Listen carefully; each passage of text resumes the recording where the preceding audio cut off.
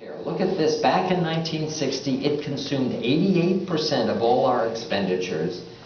In 2007, 84. Not much different. What is personal healthcare? Is it deodorant? What do you think goes into personal healthcare? Does anyone have an idea?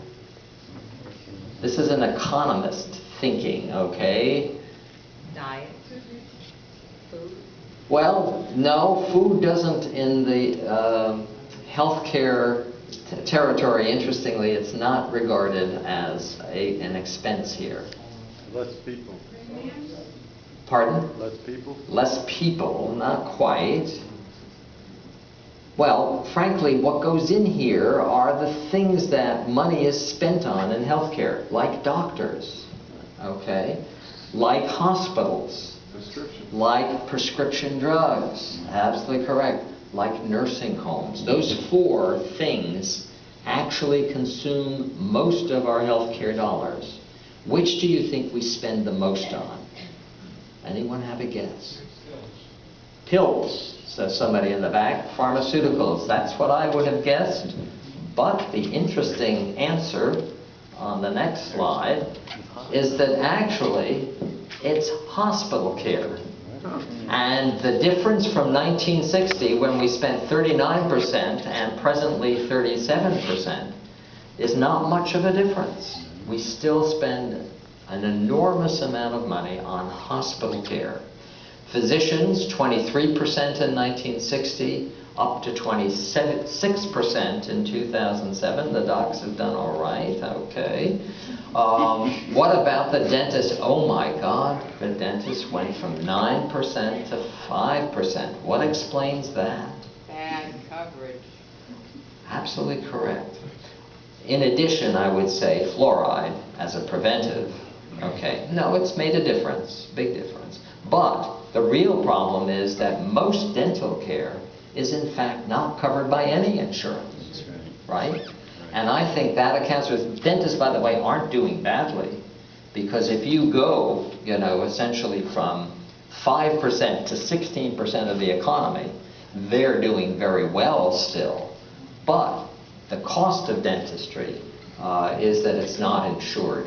Prescription drugs, fascinating. Although I would have thought they would have consumed a much larger percentage. 12% back here, still 12%. And nursing home care, 4 to 10%. What explains that increase? Longevity. Aging population. The demographic imperative. But the argument you made about dentistry holds here too. If you couldn't pay for nursing home care, would we have increased nursing home care? How is nursing home care paid for now?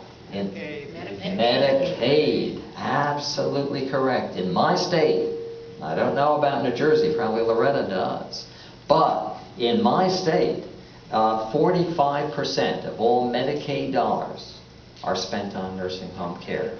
We did pass a bill that's now law, being very slowly implemented, which allows people to access Medicaid and stay home. Very good. From home health care. Yeah, right.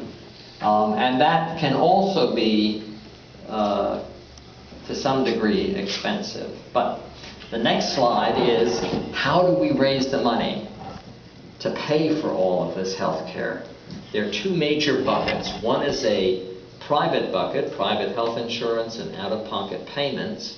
The other is a public bucket, essentially Medicare, Medicaid. Which do you think is more, public or private?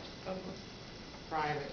Okay, I would have guessed private, but it turns out you're right, but it's a controversial number, so let me show you how I got to it, okay? So here you see who pays for it. Again, a lot of numbers, but 39% from private funds, about 61% from public funds. So how did I get to that number? Because you will not read this in the New York Times. Well, I got to it, number one, by putting together Medicare and Medicaid, 34%, no dispute. All economists agree. Okay?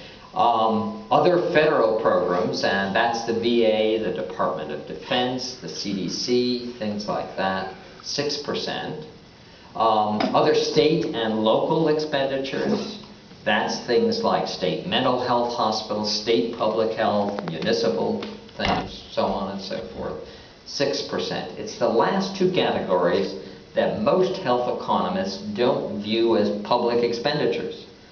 Who pays, frankly, for the mayor and the garbage collector's health insurance? We do. That's a public expenditure. Where do they buy their health insurance? In the private market. So I've taken that amount out of private health insurance and put it here, because if we went to a single payer program, it would be a part of that program. No problem.